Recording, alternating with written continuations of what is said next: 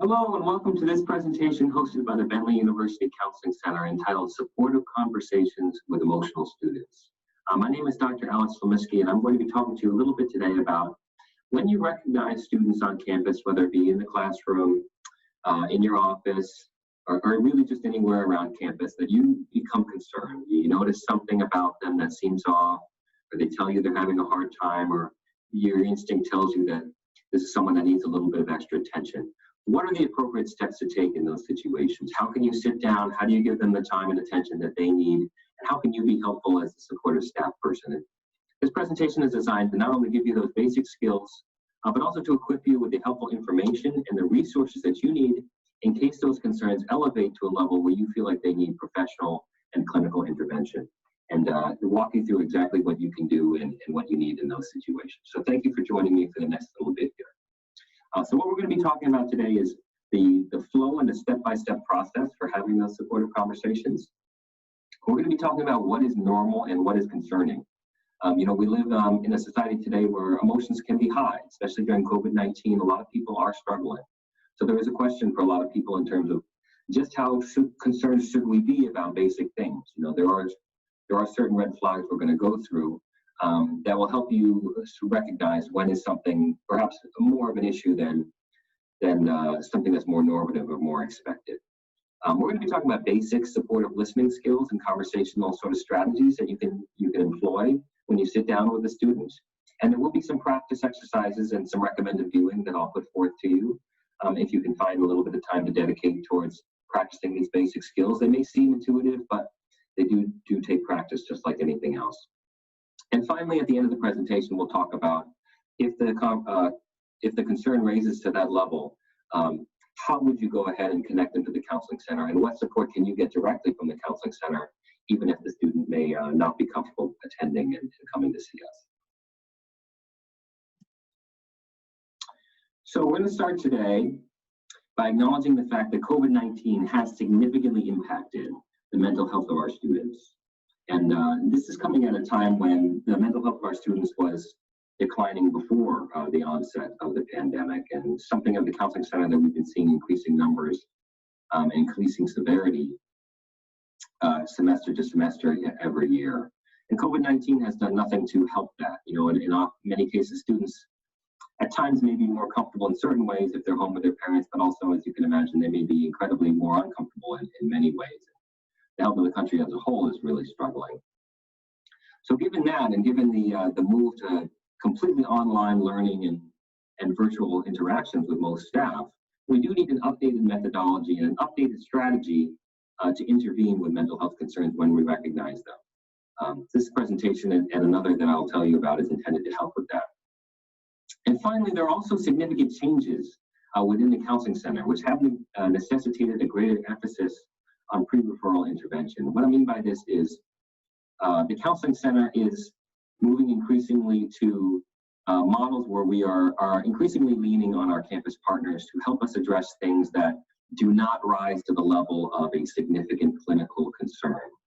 Considering that there are so many more students that do have significant clinical concerns that really require a lot of our effort and a lot of our focus, we're really asking and hoping to help the community learn a bit more and become more comfortable with how do we sort of confront and be supportive for some of the more basic things, students who are just having a hard day, or maybe are a little lonely, or aren't sleeping well, or something a little bit more common, to help people feel more comfortable having some of those conversations on their own when that's possible. So we're going to go through now the steps for addressing your basic concerns when you do start to have them. And that is the first step itself, is starting to have a concern, identifying a concerning behavior when you see it. And we'll talk a little bit about some of those red flags, some of those things you might notice that'll clue you in that something is going on that should be a concern to you. After you recognize that concern, you're going to want to move forward to attempt to have a conversation with that student in a private setting, which you want to gather some basic information and attempt to employ some of these supportive listening skills that we'll talk about to see if you can be helpful in that moment and handle it in that moment, or at least to be helpful in some way in that moment. After that, you do want to offer information on the available supports and inform the student about what resources and services are available to them through the counseling center and elsewhere on campus.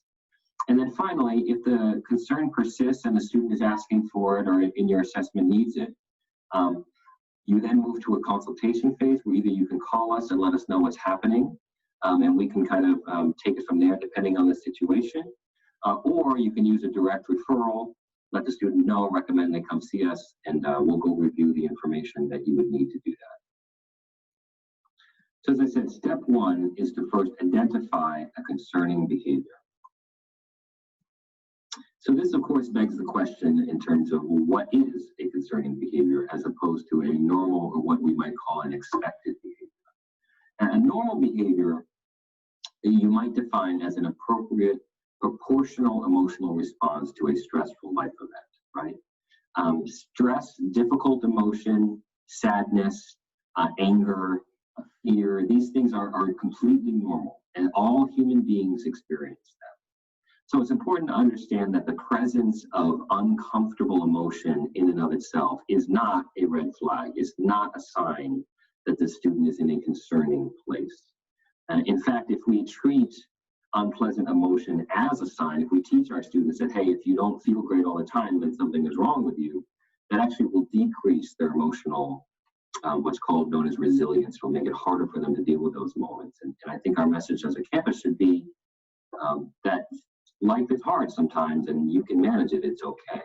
So it can manifest differently amongst different people, these normal sort of expected distresses, right? They can be sadness, tearfulness, can be anger, anxiety, could be physical pain, could be confusion, all sorts of different ways that people express it.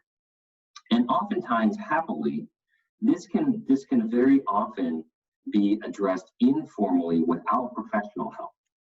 That most people with some basic time, some basic attention and caring can go a long way towards alleviating the distress that some of these normal expected stressors can result in. So we have a lot of confidence in our great staff here at Bentley that you all have good instincts, and with the benefit of this training, we'll know kind of what to do at times to be available and be helpful and help our students through a lot of this normal expected kind of distress. So when it moves beyond a normal expected level, how do we know? What does that mean? And when does it become a concerning behavior? And what becomes a concerning behavior when the reaction to the stressful life event or situation is greater in intensity or duration than what would be sort of naturally expected. And you're going to watch out for red flags. In other words, certain key characteristics that will clue you in that something really is off and is wrong. And in the next slide, we'll go through what some of those are. And some of those basic red flags includes the student's overall functioning. And when I say functioning, what that means is the student's ability to sort of manage their life, their ability to navigate the world effectively, you might say. Or their behavior, their functioning or their behavior is impacted in a significant way. So you notice a big change off a baseline, a big change from what is normal and average for that student, where they don't seem to be able to sort of handle themselves the way they used to. That's a big concerning red flag. You notice the student is engaging in any kind of unsafe behavior, and certainly if they're reporting suicidal planning. Any kind of suicidal self-harm statements, even if they're stated as a joke, we really do want you to have your ears open and hear that and let somebody know, and spend some time with that student if you hear it, because that is something that we need to take seriously when we hear it. We'll go through that. Concerning behavior like this, it does usually require some kind of professional intervention or at least eyes on. And we do recommend that you do make a clinical referral to the counseling center when you notice some of these red flags. And certainly the more of them you notice, one or two, maybe you can have a conversation, but you start noticing multiple red flags. That's a really good hint that the student could use a little bit of extra support, and the counseling center is a good resource for that. So what are we talking about when we're talking about red flags? We're talking about drastic changes in behavior or a drop in functioning, as we just mentioned a minute ago. We're talking about a disheveled appearance and a lack of self-care. So somebody that is, clearly hasn't showered in a long period of time, maybe they're not shaving, maybe if you're in person, maybe you can have there's a smell coming off of them, or they're not anything about them that would clue you in that they've stopped sort of taking care of themselves, As I mentioned before, risky behavior. So they're driving way too fast, or they're gambling a lot, or they're drinking way too much. Anything that's sort of dangerous or unsafe, and of course, any kind of reported suicidal thinking. Hey, I've been thinking about. Suicidal thinking can come out in a lot of different ways. You can hear people say, like jokes, like I said before. Oh my God, I just can't handle this. I want to die.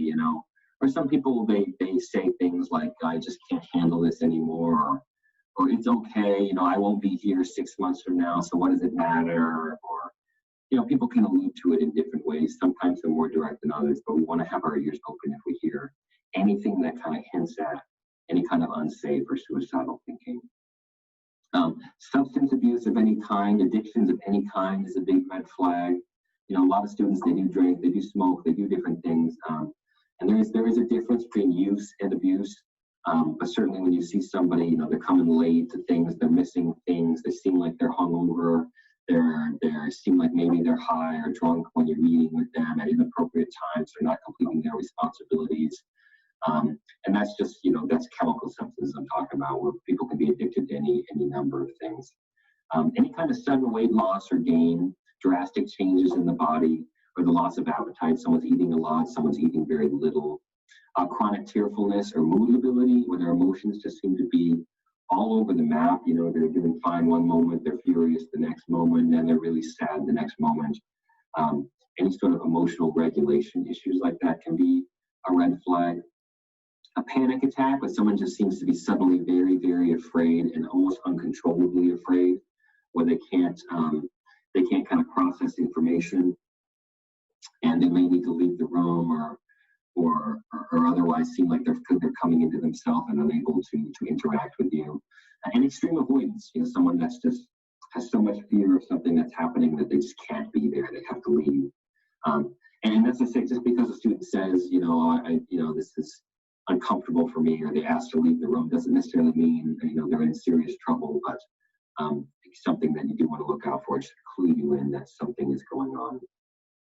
Unexplained recurrent physical pains can be a red flag. Some people have a harder time articulating emotional wording for their discomfort, but they can articulate physical word. Someone that says, I'm having headaches all day, every day, but I feel fine, and it just doesn't add up to you. Sometimes that can be a red flag. Hallucinations or delusions. A hallucination is a sensory experience, while a delusion is a belief. So if you say a hallucination is something, hearing or seeing something that other people don't hear and see, whereas a delusion is the thinking or believing something that other people don't think or believe. These are big red flags for psychotic disorders, which are unfortunately commonly begin in the age group of college-age students. Increased sleep or insomnia, someone's sleeping a lot, someone's sleeping very little. These are both big red flags. Social withdrawal, a loss of interest in previously enjoyed activities. That's called anhedonia, this idea that sometimes if somebody's becoming depressed, there are things in their life that they may completely love and completely be totally intrinsically into, but the more depressed they get, the more that sort of natural attraction to those activities and those things kind of fades away, and they're not as rewarding as they used to be. And the social isolation, the withdrawal, is another big one. The student is normally talking to everybody, and suddenly you see them just not talking to everyone, scooting out at the end of class or the end of your interaction with them, keeping to themselves. That can be a red flag as well. And of course, they just tell you, if the student is just forthcoming and you've got a good relationship, and they just say, hey, professor or whoever, I need a little extra support now, I'm not feeling that great, believe them. They're probably telling you the truth there. So there are a lot more red flags, and we've done a lot of thinking as a counseling center around what are some of the newer red flags that might show up specifically related to COVID-19. And also, how would you recognize even the old red flags, let alone the new ones, through kind of a virtual online format. So I want to invite you to check out, I'll make a couple of plugs for this throughout the presentation, but I want to invite you to check out another outreach that my colleague, Dr. Hope Forbes of the Counseling Center did put together called Helping Students Manage COVID-Related Distress, which will be coming out and be releasing about the same time as this presentation. And that will be hosted on the Bentley Student Health Resources website, which is directly linked through the Counseling Center website. and the video will be hosted under the workshops and videos drop down kind of accordion on that website. So please do feel free to check that out, and I absolutely encourage you to. So after you recognize some of those red flags and decided to have a conversation with a student, the next step is to begin that supportive conversation, gather some information, and attempt to understand what's happening and do whatever you can to help them out and alleviate some of the distress that they may be experiencing. So in this section, we're going to talk about some of the active listening nonverbal skills that we would encourage you to practice during your conversation with the student. These nonverbal skills are fundamentally important to create a safe, welcoming, encouraging environment where the student can feel at ease and can feel comfortable and trusting that they're in a place where they can open up and they can tell you a little bit about what's going on. Human beings, there is communication in our words, yes, but there is a lot of communication that happens non-verbally with our body language. And if it's not in check and we're not keeping our focus there, we can send messages we don't mean to send. So I want to really just review basically some of these things that may seem intuitive and easy, but are fundamentally very important. First is eye contact. When we're listening to somebody and we're showing them that we're listening, it is very important to keep our eye contact steady. This doesn't mean overly intense. You don't have to be staring deep into their souls in every moment of their speech. You can look away, you can look down, you can relieve them of your gaze at times that feels appropriate to you. Maybe when they're saying something especially difficult, or you've been looking at them for a long time. It's not to say you have to hold it constantly every second, but you should be giving them a respectable, solid amount of eye contact to demonstrate that you are focused on them, you are listening, you care, and that when you invite them to have a conversation with you, you are taking them seriously and you're respecting the divulgence of the information that you're giving them. And holding eye contact goes a long way towards doing it. You want to hold your body with an open stance, which means, so if a closed stance is kind of crossing your arms like this demonstrates that you're protecting yourself. You're sort of not open to receive anything. You're feeling defensive. You're closed off. Or if you keep your body sort of open, facing them, where your shoulders are facing their shoulders. This is a way that you can signal that you're available, that you're willing to have a conversation. You can also read this from the student, if they're sitting there and they're kind of closed up, that gives you a sense of, how comfortable they're feeling. And we don't want to force students to have conversations. No, we're not advising you to, lock them in your office and not let them out until they talk to you. But we do want to give them the opportunity as much as we can. Equal stature. So in other words, if they're standing up, you can be standing too. I would encourage them to sit down and talk to you, but if they sit, you sit. Preferably not behind a desk. You might, if you have a space that you can sit next to them, like these two men are sitting in this photo here. And you'll notice how they're both leaning forward as well. And that kind of shows that they're both interested, they're active, they're engaged. Or if you're sitting, you don't want to be kind of lazing back and showing them that sort of you're almost disinterested, or you're not sort of engaged in there with them. You want to be nodding and demonstrating understanding. So you're going to do this with your words as well. But physically, if they're speaking to you, you can kind of nod. You can touch your face if that's something you do, or you go or anything that you can do. You could state that you're with them, that you're hearing, and that you're following what they're saying. Facially, you do want to use emotive expressions that are appropriate for what is being told to you, for the content that is being shared. So what that means is, if the person is talking about something really happy, you can smile, right? If they're talking about something really sad, you can be more serious or have more of a somber look on your face. If they're talking about something surprising, you can look shocked. The idea about this is that you are demonstrating with your face that you are capable of understanding what emotion they are experiencing, and that you are able to reflect back to them that you understand, you comprehend, and there's a part of you that's experiencing that as well. So you're showing that you're accessing your empathy. And by doing this, you create that context that, okay, they get it, and it's safe for me to keep talking, right? It creates that comfort and it creates that safety. You do want to invite them to have the conversation somewhere safe. So I would invite, a closed space where there aren't other people around, where you can close the door if you're comfortable doing that, or at least be out of earshot from people. Maybe if you have a noise machine or something like that, you could use it. Again, if you feel safe. The idea being that you're creating a private context where if you're going to ask them to divulge something more personal to you, if you're going to just say, how you doing, what's going on, what I would do is, okay, I noticed this, hey, you seem really tired today, or you seem upset, I saw you crying in class, or you seem really worried about something, like, is everything all right?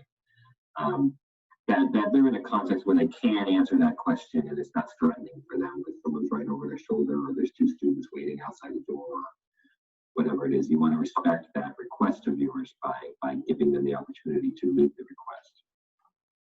Timing is important as well, right? You want to ask at the right time.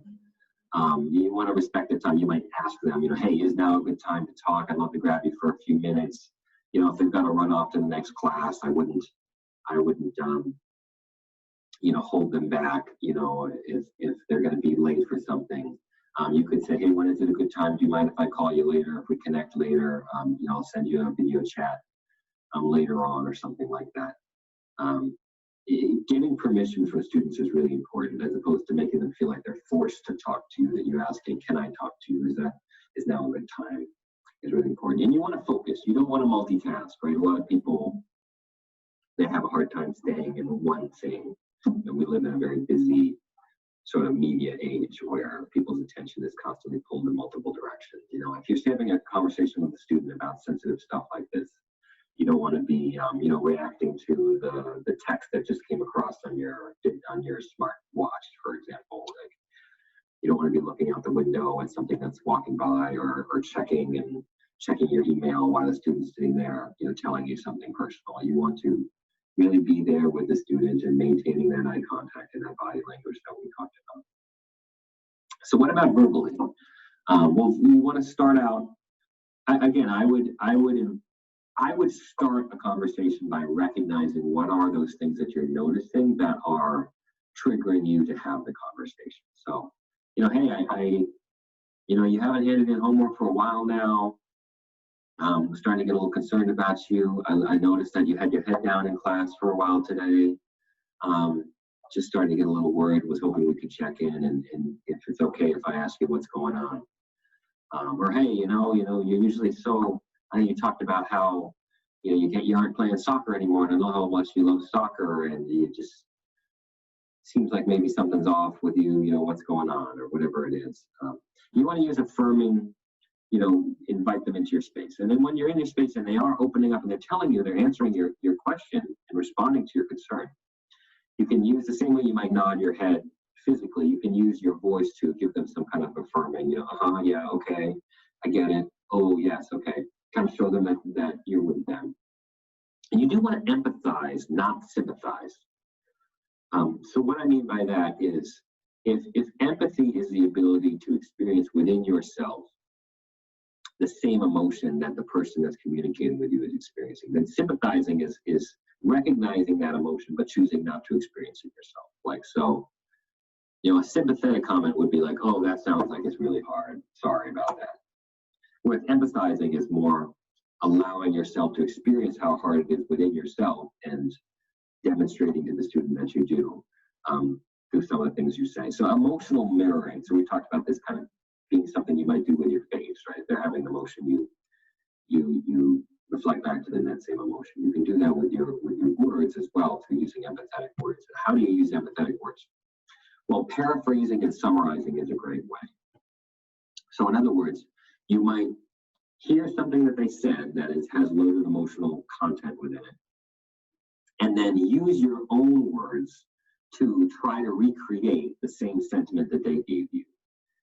Returning to the important points and filling in the sort of implicit elements, reading between the lines, so to speak, in what they said, to demonstrate that not only did you hear them, but you get them, you understand. So if the student says, hey, I'm just really tired because, I had a hard time. I talked to my parents last night and it didn't go well, and I was just up really late. I was feeling really rough.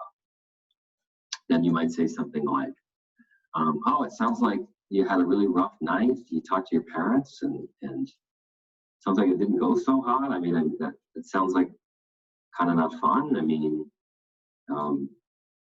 I guess that wasn't actually a great example of it there. But the point is, they're giving you information. You want to give them back the same information and even go a little bit further. So if they said it was hard, for example, you might infer that, oh, it sounds like maybe you felt a little sad, or did you feel a little angry at your parents? And you might ask clarifying questions in that way, using the emotional content that they've divulged to you, to demonstrate to them that you're capable of understanding what it is that they're feeling. And again, not just reciting their same words, but using your own to kind of interpret it, so to speak. And when you do this, often this invites people to share more. They'll go deeper. They'll tell you one thing, you demonstrate that you understand it, they go deeper and they tell you the next thing. They give you a little bit, further or deeper layer to it, which is very therapeutic to people. The deeper you can let them go, the more they can get out.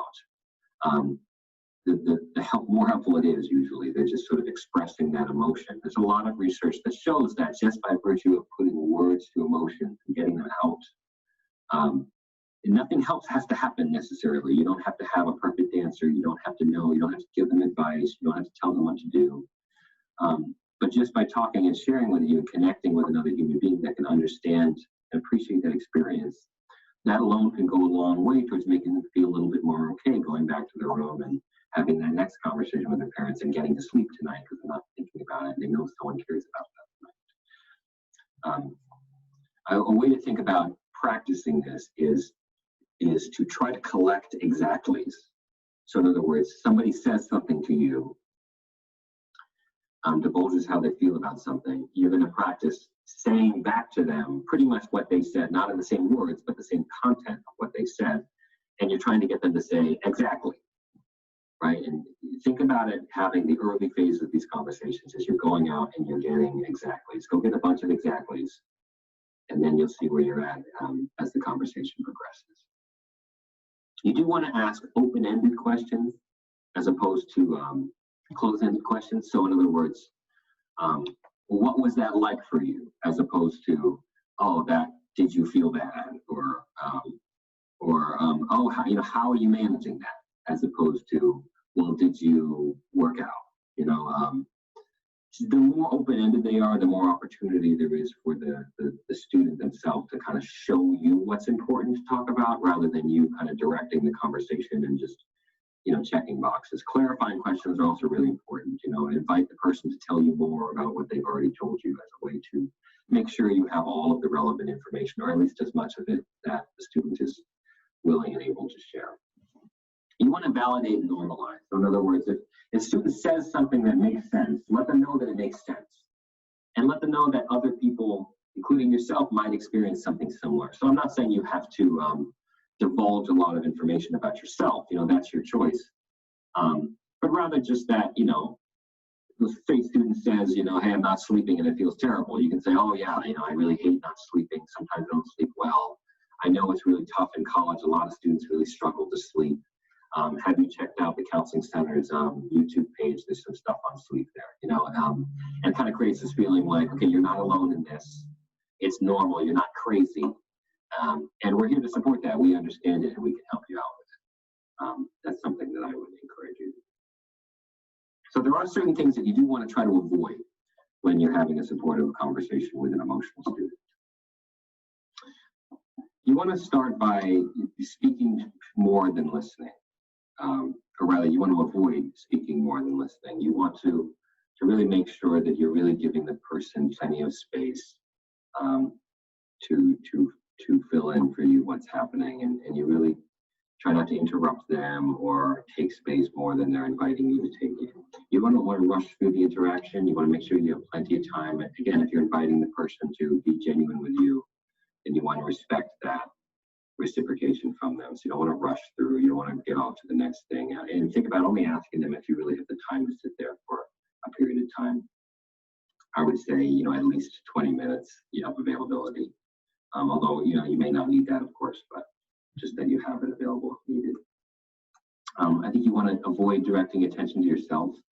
In other words, if the person's having something they're telling you about, and you might say, oh, I've been through something too, and you might be tempted to explain everything that you did and experienced. But oftentimes this isn't super helpful for people. They might appreciate, you connecting with them, but again, this goes back to listening more than speaking, right? You want to avoid digressing away from the issues. If the person shares something and then suddenly you're talking about baseball 30 seconds later, you want to make sure that you're honoring the importance of the content by staying focused on it. And you don't want to get involved in a third party's problem. If they're saying, oh, I'm having problems with my roommate, you don't want the conversation to turn into, well, tell me about your roommate and what's wrong with them. You stay focused on what that student is experiencing. And you want to balance out facts and feelings, right? You want to understand what's happening, but you also want to understand how they're feeling about what's happening. You don't want to get stuck all in, okay, well, tell me everything, or tell me only how you feel. You want to try to include both and let the person tell you on both sides. Now, advice giving is really natural to a lot of people. They just go to that place automatically, especially adults when they're with younger people. They want to solve their problems for them. But unless your student asks you directly for advice, what would you do, or how do you think I should manage this? I would avoid going there, because oftentimes what we find is just giving them the space to tell you about it and connect on it and talk about it. And certainly in therapy, the space for them to work through it themselves in the presence of someone else who cares is really what's important, more than the advice necessarily. So try to avoid that unless it really seems appropriate, and especially if you've been asked. You want to avoid using a lot of closed or leading questions, right? You want to keep them open-ended and clarifying questions. And you want to avoid communicating in an intellectual or detached manner. So in other words, this would only happen if you were failing to practice your empathy, right? If you are not allowing yourself to connect with the person emotionally. As long as you're doing that, you're not going to be overly intellectual or overly detached, right? No one's comfortable kind of being vulnerable in the context of someone that isn't willing to be vulnerable back. You also want to avoid being dogmatic, judgmental, distrusting, right? Try not to say statements that put a value statement on what the person is telling you. You want to kind of have some unconditional kind of support for them, and try the best you can not to jump to conclusions, or tell them that something they're doing is wrong or inappropriate or bad, unless it's unsafe or it's something that's against an institutional policy. So we have, again, I made a plug with this earlier, the same presentation by Dr. Hope Forbes, is Managing Students Manage COVID-Related Distress. I want to invite you again now to take a look at that, because Hope goes through a lot of these sort of common COVID-related stressors that we have sort of identified at the Counseling Center. So that presentation is really good for understanding, specifically around the pandemic, what are some things that people might be distressed about, what might they talk to you about, and what might you sort of say back, or how might you respond to that. So please do, if you get a moment, to check that out. But here's a common concern, right? So what if I don't have the answer? What if you're asking me to go talk to a student about something, invite the student to tell me something, but oh my God, what if it's something I'm not familiar with? I don't know what to tell them. I don't have that perfect advice for them. Again, I want to temper that and just say, what you're doing by showing that you care, that you're willing to listen, willing to be a resource, and that you're willing to help them connect to get help if they need it, is going to be the important thing. And having an answer or the answer really isn't as impactful as it may feel to you like it will be. They may want you to have an answer, but trust me, it's not the end of the world if you don't. And to allow yourself to be willing to be present and to be attentive, even with that fear that you might not know exactly, the perfect thing to say. And you can even say that to the student, I wish I had a better, response to you, or a better thing to tell you about this situation, but I'm sorry I don't, but, I'm totally able to talk to you about this, or if you'd like to go to the Counseling Center, I can help you get over there and talk about that. Again, if it raises to that level of clinical concerning behaviors. So what we have here is we have a couple of, or whether we have one sort of way to practice this. So we're going to call this active or reflective listening practice. And I got two slides here. One of them is for the speakers, and one of them is for the listeners. And the basic idea is that if you can pair up with somebody in your office or somebody that you know to practice this, have one role be the speaker. Somebody has a problem here, and there's a couple of scenarios laid out. That's going to role play through what it might be like. And I'll leave this here. You can feel free to pause this as a speaker's role if you'd like to go over this and get some tips. And then the listeners, the role is to practice some of the things we talked about, practice those nonverbal cues and practice those verbal cues, to use your reflective listening, to use your paraphrasing and your summarizing, to try to avoid giving advice, to ask those open-ended clarifying questions, all those things that we just talked about. So you can also feel free to practice or to pause this on the listener slide if you need a little help with that. So recommend that you do that. I also recommend that you take a look at some of these videos here. There's the classic Brené Brown video on empathy, which a lot of people have seen in other contexts, but I represented that here. And also I looked at this communication coach, active listening skills. I think this is a TED Talk, it might not be. But this is just a nice little primer to get you thinking about the sort of demeanor that you want to have. So I recommend you take a look at those things. So the next thing we're going to be talking about here is how do you, if you're continuing to be concerned, if you are recognizing red flags that are rising up to that level of clinical intervention and you want to make that direct referral to the counseling center, how would you do that? And also, even if you're not making a direct referral, in other words, you're not making sure, or at least doing everything you can to try to ensure that that student does connect with us. If you're just offering information, what would you tell them? So first of all, you want to tell them about our services, right? That we do have a counseling center on campus. We do have a fully functioning virtual counseling center operating right now during COVID-19 that they can access completely online from the comfort of their quarantine zones. These services are free to all students. We are presently, unfortunately, not able to provide services to students that are international or out of the country. And there are certain limitations for students in certain states due to telehealth, national telehealth laws. But we will sort through those sorts of things. So please do refer to us or tell students about us. International students, unfortunately, will not be able to see us directly. They are able to use our after-hour crisis line, which is, if you can see my mouse, it's all the way down at the bottom of the screen at that number 781-891-2274. That is a answering service with a live clinician on the other side that our international students can access and all of our students can access. So services are confidential. So what that means is that if they're not a part of the university record, if they come in, we will know except for them and anyone that they tell and anyone that they ask us to tell that we agree to. If they want an appointment, they should call us. It says on the slide, come in. There is no physical presence on campus right now during the COVID-19 pandemic. So do not send them over to our office physically, but invite them to call us, 781-891-2274. And what you'll get there, the students will be scheduled for a consultation appointment. Well, again, they'll come into our virtual clinic. We do have a virtual waiting room and a receptionist, and all of our sort of usual processes are being translated online as much as possible. And they'll sit down and they'll talk with one of us where they can tell us what's going on. We'll do a basic mental health assessment and we will make recommendations. And there's a number of recommendations that might result. Sometimes students, they just want that one session and that's it. They're good after talking to us for once. A lot of those students are the ones that we're hoping you'll be able to catch in these supportive conversations, the ones that just kind of want to talk to a supportive adult for a few minutes about something and then they're good, you know. We're hoping that a lot of those will kind of be head off before they make it to us, just to help us manage the demand from the students that really are struggling more. Some students just want that one. Other students, we might recommend one of our groups.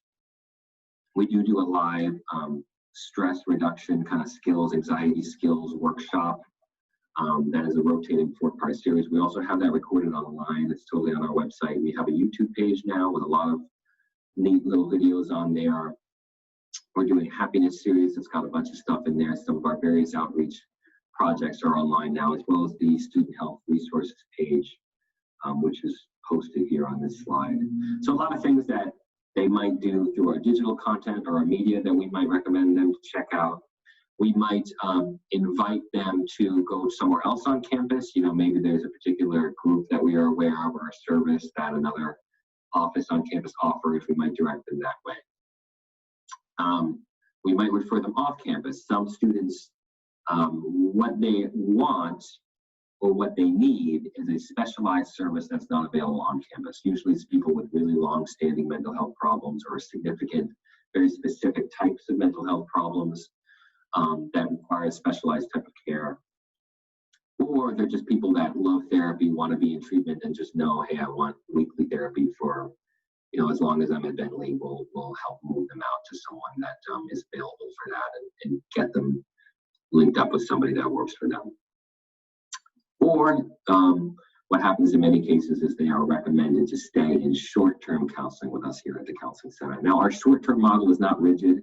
It is changing a lot. Certainly the pandemic has forced us to change things, but it was changing anyway with the increases in demand every semester. So we really are not able to offer ongoing continuous care for most of our students anymore. There are some that we will bend the rules for depending on what they're going through in their particular situation. Social justice is always a consideration, and what resources are available to those students. But as a rule, we do short-term counseling at the center. So we will only recommend that for students where what it is that they're dealing with is appropriate for that situation. So understand that that first consultation appointment is sort of our time to sit down with the student and figure out what makes the most sense for you. We're going to tell you what that is and help you connect to it, whatever it is we're recommending. Our summer hours are now over. This is now the first, today is August 10th, and we're now back into fall spring hours of 8:30 to 4:30 Monday through Friday. In the summer, we are 8 to 5:30 Monday through Thursday. So you can direct them to, again, if you're not doing that direct referral, you're more just want to follow up with some helpful stuff, you can direct them to our website, which I posted down there.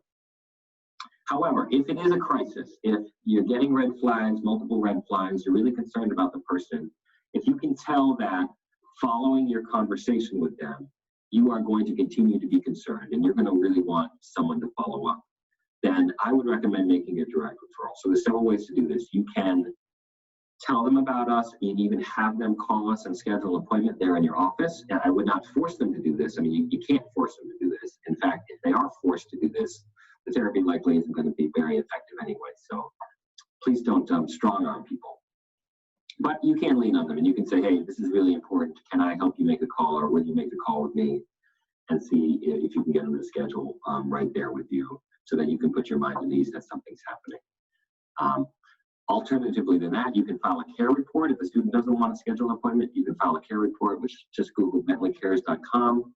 What that is an online interface where you can say who you are, who the person is you're concerned about, what's going on that's causing you to be concerned, and that will go to our care team, which is an interdisciplinary team of campus professionals and healthcare, police, student affairs staff that are sort of responsible for keeping an eye on concerning students and figuring out kind of how to intervene and what to do, so you can move that to the care team. Alternatively to that, you can also call us just yourself. So again, we are a confidential resource on campus, so we cannot say, you know, yes, that person came in, no, they didn't, or what's going on with them, what we know. We can't do that unless we have express written permission from the student. However, we can collect information. So if you call us and you're saying, hey, this happened with this person and I want you to know, we can be all ears and we can collect that. So we're knowing, and if we do know that we have contact with them, that can be very helpful to us. Alternatively, you can consult with us. You can say, hey, this is going on. I don't know how to handle it. What would you do? And we can talk to you in a confidential way around sort of what we might recommend or what we would suggest you follow up on what we do. So we're always available for that. You can call us at 781-891-2274.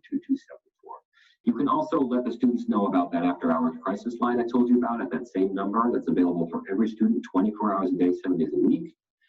And also, if you are making a direct referral, please do let us know, as opposed to just sending the student over. Just give us a call and let us know what's happening, that you're concerned, why you're concerned, and that the student is headed our way. We really appreciate it. Finally, I want to encourage you all to please remember to take care of yourselves. We are the only instrument that we have to help somebody else. If we are not doing all right in our own bodies, then it's really hard for us to be available to someone else. If you can't see past your own stuff, then you can't see another person. So step one in helping any student is to help yourself.